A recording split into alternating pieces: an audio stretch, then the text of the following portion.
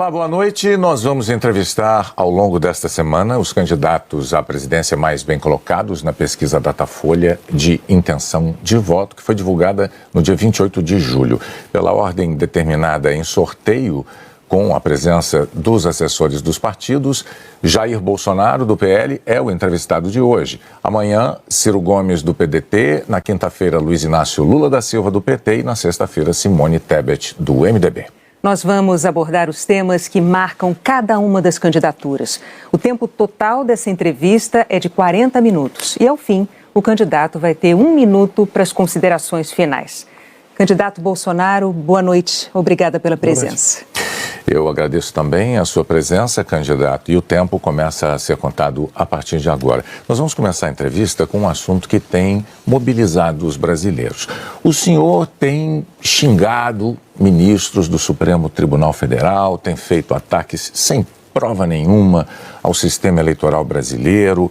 O senhor chegou, inclusive, a ameaçar não ter eleição no Brasil, como se coubesse ao senhor decidir uma coisa dessas. Candidato, com franqueza, o que é que o senhor pretende ou o que é que o senhor pretendeu com isso? O senhor pretendeu, por acaso, criar um ambiente que, de alguma forma, permitisse um golpe, contra o qual, inclusive, a sociedade civil se manifestou agora com a divulgação de 2 manifestos ou outros manifestos em defesa da democracia? Primeiro, você não está falando a verdade quando fala xingar ministros. Isso não existe. Isso não existe. É um fake news da sua parte. Outra coisa, eu quero é transparência nas eleições. Vocês, com toda certeza, não leram o inquérito de 2018 da Polícia Federal, que inclusive está inconcluso. E aquela pergunta que eu sempre faço: se você pode botar uma tranca a mais na sua casa para evitar que ela seja assaltada, você vai fazer ou não? Então esse é o objetivo disso que eu tenho falado sobre o Tribunal Superior Eleitoral. E outra coisa, em 2014 tivemos eleições, no segundo turno o PSDB duvidou da lisura das eleições e contratou uma auditoria. E a conclusão da auditoria do PSDB, que as urnas são inauditáveis. E só para ficar bem tranquilo aqui, Boni, 2018 houve uma denúncia de fraude, e a senhora Rosa Weber determinou que fosse aberto um inquérito pela Polícia Federal para apurar a fraude. Que, obviamente, se houve fraude, eu ganhei, quem fraudou seria eu. A PF começou a apuração. E quem informou o que eu vou te falar aqui para a PF foi o Tribunal Superior Eleitoral. Numa das partes do inquérito está assinado pelo chefe do TI do TSE que hackers ficaram por 8 meses dentro do TSE, inclusive com a senha de um ministro, de nome Banhos, além de senha de outros 5 servidores. Imediatamente, a Polícia Federal pediu os logs, as impressões digitais do que ocorreu nas eleições de 2018. O TSE podia ter informado no mesmo dia, mas 7 meses depois, o TSE informou que os logs haviam sido apagados. Então, a grande interrogação é exatamente essa daí. Nós queremos evitar que dúvidas pairem por ocasião das eleições agora desse ano. Nada mais além disso. É curioso que o senhor se refira a esse episódio, porque o senhor, inclusive, foi acusado de ter divulgado informações sigilosas de investigações inconclusivas. Mas sobre a transparência que o senhor afirma defender das urnas, órgãos fiscalizadores como o Tribunal de Contas da União, a Advocacia Geral da União, associações de juízes, associações de juristas, associações de delegados da Polícia Federal, todos já atestaram a segurança das urnas eletrônicas. Eu vou além. A transparência e a segurança das urnas eletrônicas tem sido motivo de orgulho da maioria da população brasileira. Agora, o senhor começou a sua resposta afirmando que eu tinha cometido fake news. Em nome da verdade, candidato, o senhor xingou o ministro do Supremo de canalha. O senhor fez isso com o microfone. Então, e ele vinha fazendo contra mim. Mas, candidato, eu lhe perguntei qual era o seu propósito. Lembra a pergunta que eu fiz ao senhor? Qual era o seu propósito? Falou ministro. Foi um ministro específico. Senhor, Tá ok? Tá refeita aqui a dúvida? Mas não, é que o senhor disse que eu cometi fake news. Só para esclarecer, a pergunta que eu lhe fiz é: qual era o seu propósito ao xingar um ministro de canalha e ameaçar não permitir que as eleições fossem realizadas, se isso não lhe compete fazer? Não é uma atribuição do presidente da República, é uma atribuição constitucional, candidato. Quem vem sendo perseguido o tempo todo por um ministro supremo sou eu, com um inquérito completamente ilegal. E as medidas que vinham sendo tomadas por esse ministro eram contestadas.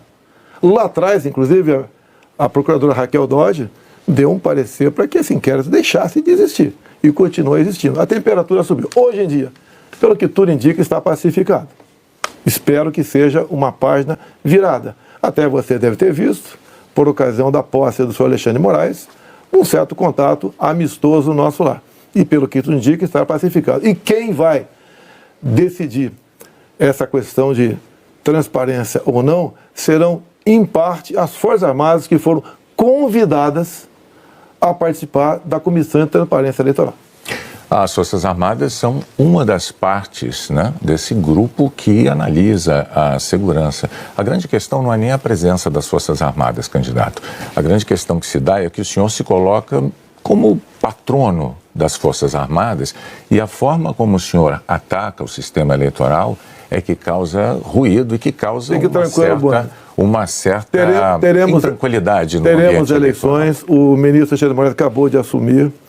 Amanhã ele tem um encontro, pelo que me parece, um encontro com o ministro da Defesa para tratar desse assunto sobre transparência eleitoral. Eu tenho certeza que o ministro Alexandre de Moraes vai conversar e chegar a bom termo essa questão de eleições. Agora, precisei provocar para que chegasse a esse ponto. Pode ter certeza que vão ter eleições limpas e transparentes no corrente ano.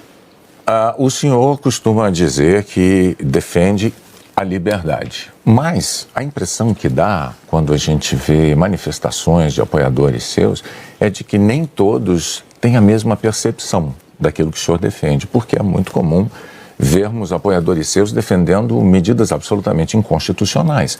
Fechamento do Congresso, fechamento do Supremo Tribunal Federal, golpe militar, intervenção militar com Bolsonaro, essas coisas são ditas. Inclusive tem uma frase que é muito ouvida também nessas manifestações por parte desses grupos que é: eu autorizo.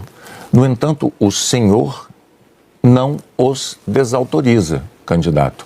Isso não é uma sinalização ruim dessa parcela de apoiadores? Você vê as manifestações nossas sem qualquer ruído. Uma lata de lixo sequer virada nas ruas. Eu considero como liberdade de expressão. Essas, artigo 142. O que é artigo 142? É um artigo da Constituição, que eu não entendo da maneira como alguns pouquíssimos entendem. Quando alguns falam em fechar o Congresso, é liberdade de expressão deles. Eu não levo para esse lado. Tá? E para mim isso aí faz parte da democracia. Eu não posso eu ameaçar fechar o Congresso. Isso, ou o Supremo Tribunal Federal. Então, Bonner, eu não vejo nada demais, vejo como liberdade de expressão. Como alguns falam em AI-5, nem existe mais AI-5. Você querer punir alguém por ter levantado uma faixinha no meio da multidão AI-5, bom, isso aí é uma coisa que, no meu entender, não leva a lugar nenhum. Agora, o outro lado... Eu não quero interrompê-lo, mas é que o senhor disse algo muito... Perdão, candidato. O senhor disse algo muito importante ainda há pouco. O senhor disse, referindo-se ao ministro Alexandre de Moraes, que teremos eleições, elas serão limpas, etc. Com o intuito de tirar esse estresse, tirar a intranquilidade desse momento eleitoral do Brasil.